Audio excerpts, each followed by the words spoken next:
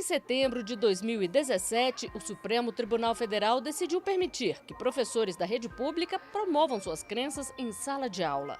A Constituição Federal prevê o ensino religioso nas escolas públicas brasileiras como disciplina do ensino fundamental para alunos de 9 a 14 anos, mas estabelece que a matrícula é uma escolha dos pais. Quer dizer, o estudante não terá prejuízo nas notas nem frequência exigida na disciplina. Olá! O programa Reflexões de hoje vai tratar sobre a religião nas escolas públicas. E para falar desse assunto, nós contamos com a presença da consultora jurídica da TV Justiça, Gisele Reis. Olá, Gisele, tudo bom? Oi, André. Como o Estado deve se portar diante dessa liberdade religiosa assegurada na Constituição? O Supremo recentemente tratou dessa matéria e vamos abordar isso no programa, não é mesmo? Vamos sim, vamos tratar desses assuntos. E para falar deles, contamos com a presença de dois convidados. Vejam quem são eles. César Morales é desembargador do Tribunal de Justiça de São Paulo, presidente do Conselho Nacional de Política Criminal e Penitenciária, é mestre e doutor em Direito Constitucional pela Universidade de São Paulo e magistrado instrutor do Supremo Tribunal Federal. Renato Erani é advogado, professor de Direito Constitucional e doutor em Direito Constitucional. Eu gostaria de agradecer a presença dos nossos convidados, César Morales, Renato Erani. Muito obrigado pela participação de ambos hoje aqui. E para dar início aos nossos debates, e até para situar aqueles que estão nos assistindo, o que a Constituição fala sobre as escolas públicas em relação à religião? Já que a nossa Constituição, de 1988, prega um Estado laico, não é? Qual que é o impacto disso, não é, em relação às escolas? O que isso significa? Em primeiro lugar, quero agradecer o convite do professor André Ramos Tavares, de quem eu fui aluno, para minha honra, e cumprimentar os demais participantes, doutora Gisele, doutor Erani. Eu penso, inicialmente, que a discussão desse assunto, do ensino religioso nas escolas, da maior importância, ele permite diversas abordagens. Uma abordagem, sem dúvida, inicial, seria indagar se deve haver ensino religioso nas escolas. Há bons argumentos em favor de uma ou de outra posição.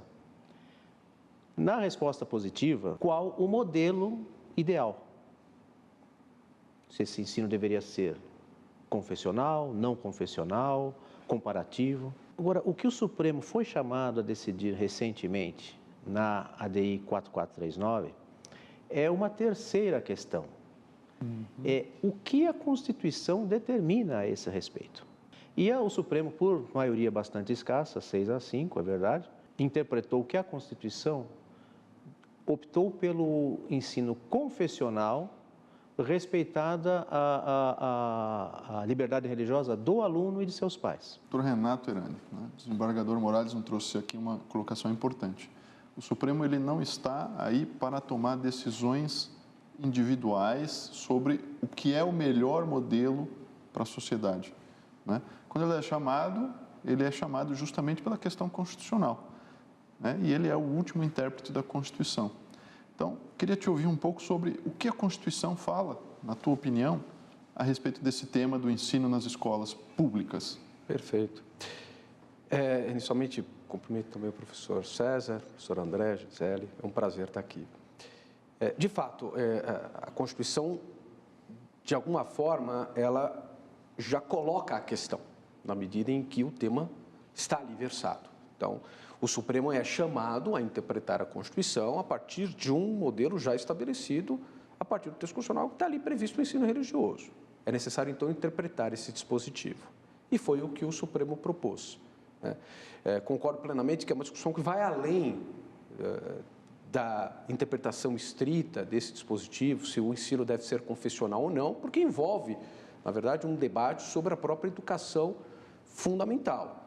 Mas o Supremo, quando chamado a interpretar esse dispositivo, ele assim o fez entendendo que a expressão ensino religioso, que consta ali na Constituição, significa um ensino confessional. Esse foi um entendimento majoritário do Supremo. Particularmente, entendo um pouco diferente disso. Entendo que, analisada essa expressão no contexto geral da Constituição, sobretudo quando se discute um modelo de Estado laico para o sistema brasileiro, entende que o resultado final ali não deveria ser um ensino confessional, e sim o ensino sobre religiões, perspectivas filosóficas, enfim, o debate oposto à ideia do ensino confessional. Você acha que o ensino confessional ele acaba dilapidando a ideia do Estado laico, de uma escola pública laica?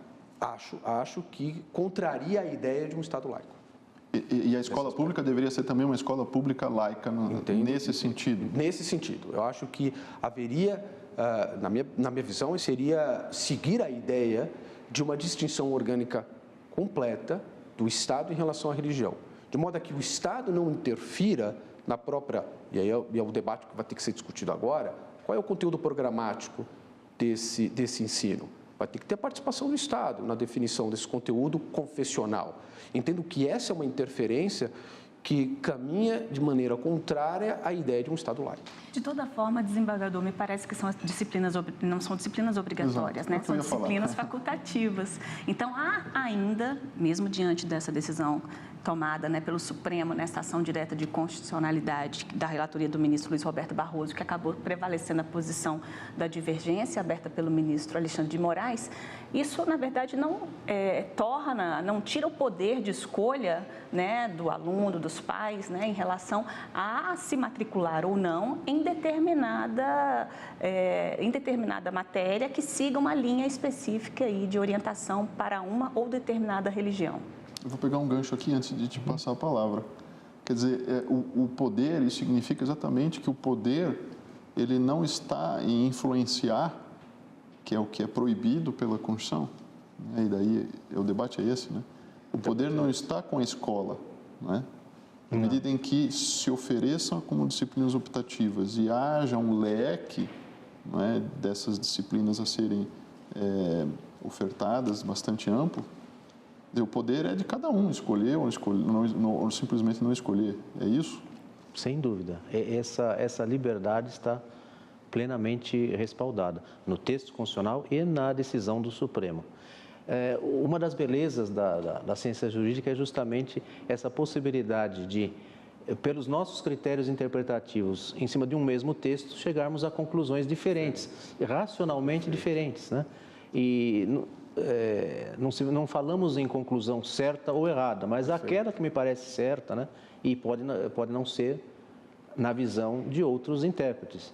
É exatamente no contexto da Constituição que eu extraio a conclusão oposta à do Dr. Elaine, que o ensino religioso determinado pela Constituição é confessional. E isso em face do princípio da unidade da Constituição. Porque a mesma Constituição que garante a separação entre o Estado e a Igreja, no artigo 19, inciso 1º, a laicidade do Estado, ela em diversas passagens, ela demonstra que a laicidade está muito longe de uma indiferença à religião. E, ao contrário, a Constituição incentiva a religião, como elemento cultural, como elemento educacional. A Constituição começa, aliás, no próprio preâmbulo, invocando, ou afirmando, melhor dizendo, que ela está sendo promulgada sob a proteção de Deus. De uma maneira até um pouco mais enfática que nas constituições anteriores, em que apenas se invocava a proteção divina, né? E além de garantir a liberdade religiosa, a Constituição incentiva esse aspecto da cultura e da religiosidade do nosso povo ao prever, por exemplo, a imunidade dos templos, a garantia de que nenhum culto terá qualquer tipo de empecilho, a determinação de assistência religiosa, de prestação de assistência religiosa em estabelecimentos prisionais, hospitalares, até dentro de quartéis. É uma determinação constitucional também. Assistência religiosa, o mesmo adjetivo aplicado ao ensino é, nesse contexto, indiscutivelmente confessional. A assistência religiosa num hospital ou num presídio, ela é confessional necessariamente. Então, o mesmo adjetivo usado numa outra parte da Constituição deve ter o mesmo significado. Então, a interpretação literal conduz a essa conclusão. A interpretação sistemática também. E a interpretação histórica, que também vem como elemento de auxílio, demonstra que, desde 34, nas constituições democráticas, a exceção é de 37, mas as constituições de 34, de 46, de 67, previram o ensino religioso confessional, expressamente. É dentro dessa tradição que a Constituição de 88 manteve esse ensino. E nos debates da Constituinte, isso fica muito claro na exposição feita no voto condutor do ministro Alexandre de Moraes. Houve propostas no sentido de abolição da obrigatoriedade do ensino religioso nas escolas públicas, foi rejeitado. Houve proposta de ensino não confessional, não foi aprovado. E houve a proposta de ensino religioso feito às expensas do Estado, também foi rejeitada. Então, o texto final reflete essa opção do Constituinte.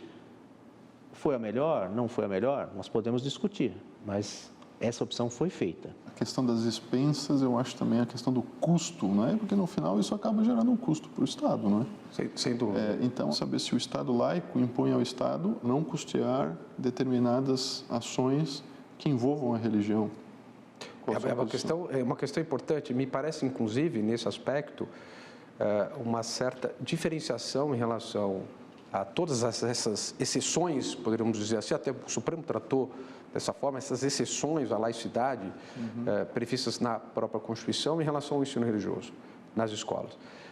Me parece que as exceções que a Constituição abarca, elas são muito mais, de fato, para o estímulo da liberdade religiosa. Então, abre-se as portas, abre-se a possibilidade de mesmo o detento ter acesso e exercitar a sua liberdade religiosa. Me parece isso diferente.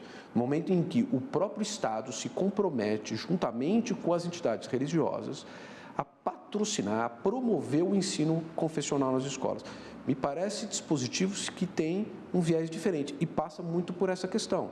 Quer dizer, o próprio Estado tem que incorporar uma estrutura própria para poder propiciar esse tipo de ensino. Agora, não é um tema simples, é um tema extremamente complexo, que gera na própria sociedade grande interesse, né, grande polêmica, e nós vamos continuar discutindo esse tema no segundo bloco. Nós vamos para um breve intervalo e voltamos logo em seguida.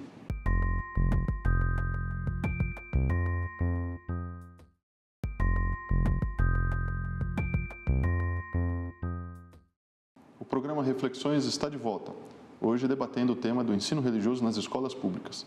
Então vamos retomar esse assunto, né, que na realidade é descobrir qual é o desenho constitucional desse Estado laico.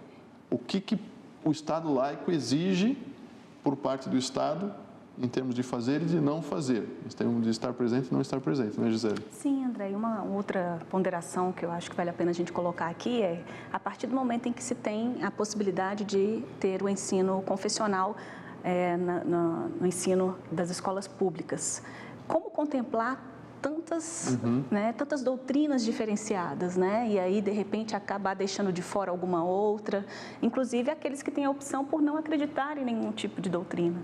Como conciliar isso e será que, fazendo essa opção, né, não estaríamos, então, deixando, né, de contemplar, de dar voz para alguma outra doutrina, né, porque acabariam-se aí levando-se em consideração aquela religião que teria mais adeptos? Em termos práticos, eu realmente não sei como é que isso vai ser implementado, né?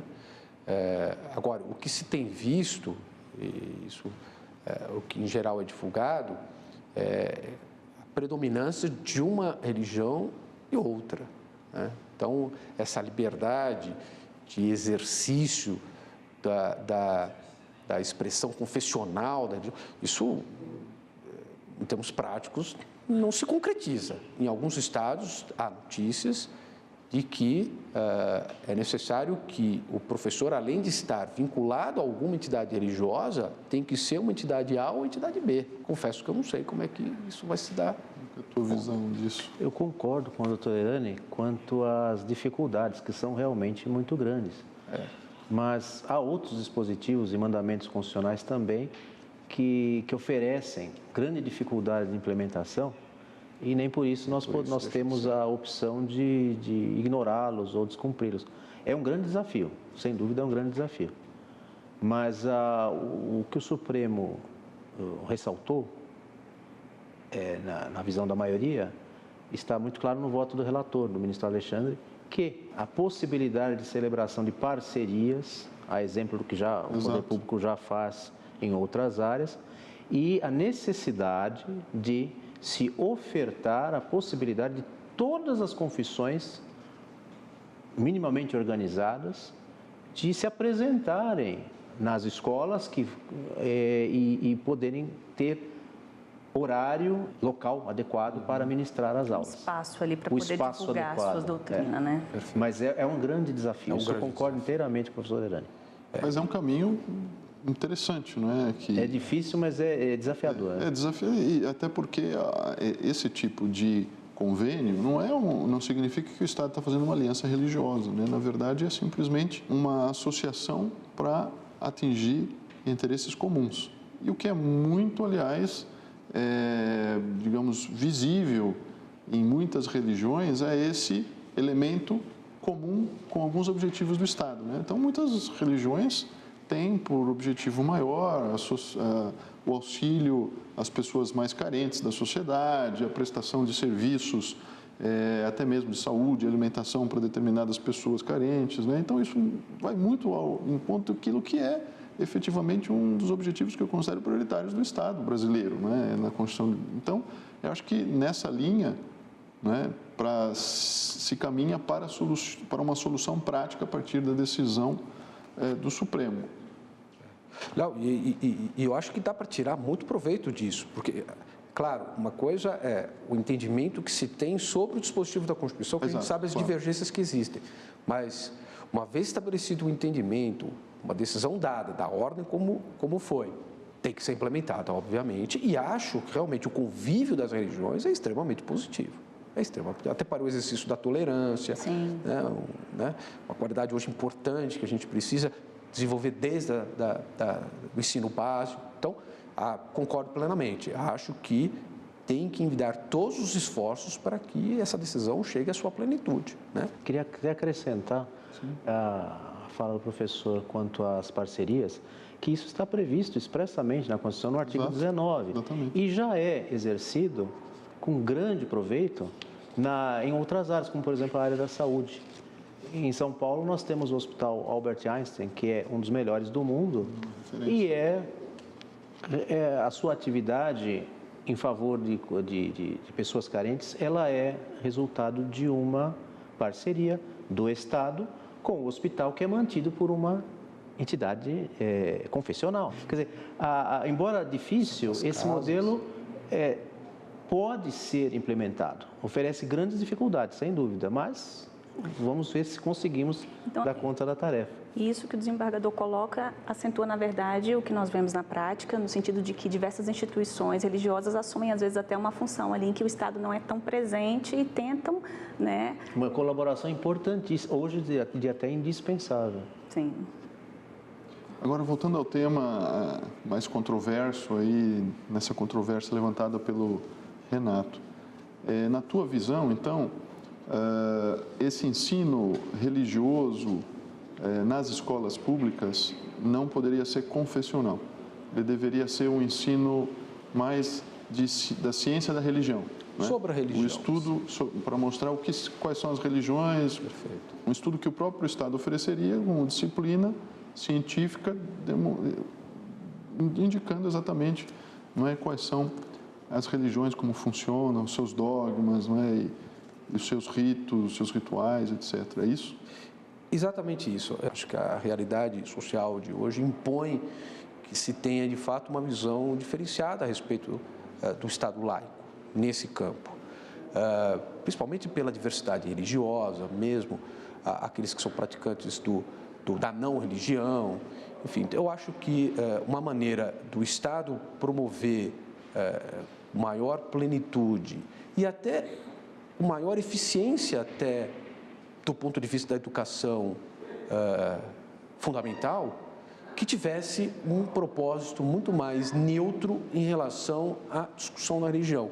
E inserindo nas escolas a importância da religião, se não só como ciência, mas também como religião mesmo, né? De modo a que desperte na criança o interesse de, fora das escolas públicas, exercitar a sua linha religiosa. Então, quer dizer, seria uma solução que também promoveria a religião não seria necessariamente uma solução laicista, contrária, que tentasse necessariamente desestimular a religião, como ocorre em outros países, na França, por exemplo, e assim.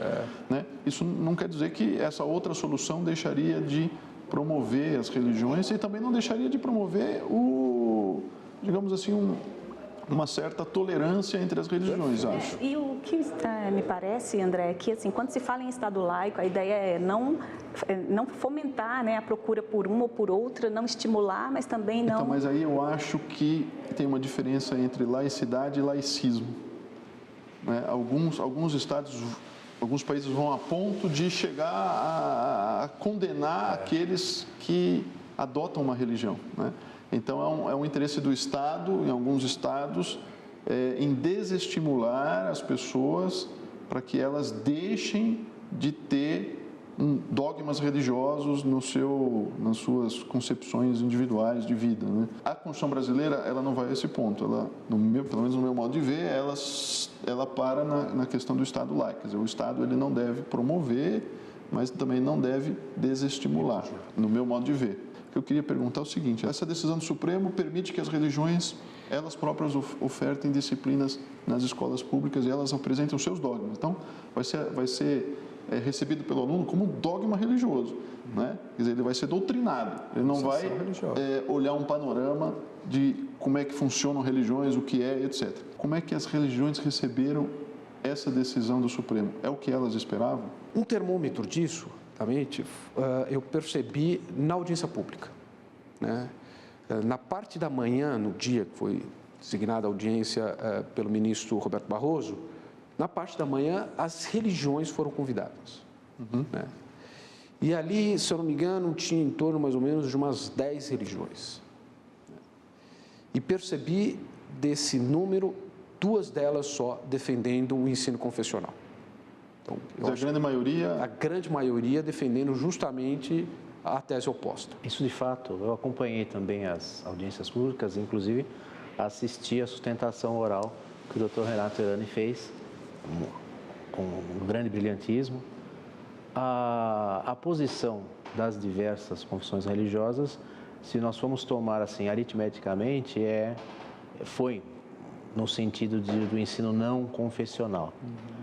O problema, como eu disse, está na decisão constitucional. Talvez fosse possível, é perfeitamente argumentável, inclusive é feito por pessoas de índole religiosa, que o ensino de religião na escola deveria ser apenas um estudo comparativo das diversas religiões, ou filosofia da religião, ou história das religiões.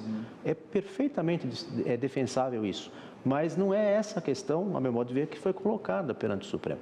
O Supremo foi chamado numa ação direta de inconstitucionalidade, promovida pela Procuradora-Geral da República interina, de anos atrás, questionando a constitucionalidade de um artigo, de um dispositivo da Lei de Diretrizes e Bases da Educação e de um artigo do acordo, da concordata celebrada entre o Estado brasileiro e a Santa Sé, prevendo a administração de aulas de ensino religioso confessional quando o Estado assim permitisse. Então, a matéria era essa. Não faria sentido a disciplina ser facultativa se ela fosse um ensino neutro. Não haveria necessidade da facultatividade da matrícula.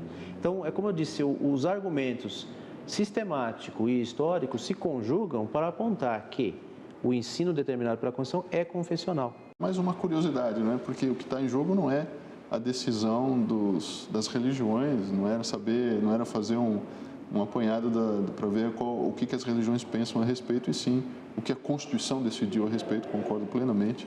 E eu lembro, foi mencionado no julgamento, no voto do relator, do ministro Alexandre, o pensamento, por exemplo, de José Afonso da Silva, que ele fala: o Estado brasileiro é laico, mas ele não é hostil à religião, ele patrocina ou adota uma espécie de confessionalidade abstrata, é a expressão do professor. É essa diferença entre laicismo e laicidade que é mais desenvolvida em outros países, que efetivamente tem uma postura diferente em relação à religião, né? São mais agressivos. Sem dúvida. São mais agressivos, e não é o caso do Brasil. E o ensino religioso foi concebido no texto constitucional como um direito subjetivo do aluno. Ele tem o direito de ter a aula de ensino religioso segundo a sua confissão ou a indicação dos pais. E isso seria assegurar a liberdade religiosa também prevista no texto constitucional. Exatamente, o contexto maior é esse, quer dizer, o ensino religioso ele não foi colocado de maneira avulsa, a unidade da Constituição leva a essa interpretação, quer dizer, ele é um desdobramento do princípio maior da liberdade religiosa. Bom, esse é um tema realmente delicado para a sociedade e já decidido pelo Supremo Tribunal Federal. Vamos depois ver quais serão os desdobramentos, não é mesmo, Gisele? É, sim, André. Queria agradecer a presença da Gisele, consultora jurídica da TV Justiça. Eu que agradeço. Agradecer a presença dos nossos convidados, César Morales, Renato Erani. Muito obrigado pela participação no Reflexões. Também quero agradecer a você que nos acompanhou. Para rever esse programa, basta acessar o site da TV Justiça, www.tvjustiça.jus.br. Muito obrigado e até o próximo Reflexões.